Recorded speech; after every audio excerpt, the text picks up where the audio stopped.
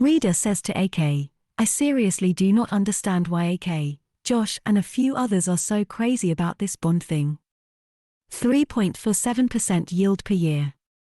It is hardly on par with the big three banks. Even if you can get $100,000 allotment, it's just $3,470 annually. The gap to the approximately 5% from banks is more than $1,000 per annum. Many say Singapore government bond is AAA rated. But if the big three banks are not as safe, then the whole of Singapore will not be spared. Can AK speak a little bit to yourself about my view? AK says to reader, some people are comfortable with having no emergency fund and having 100% of their portfolio in equities.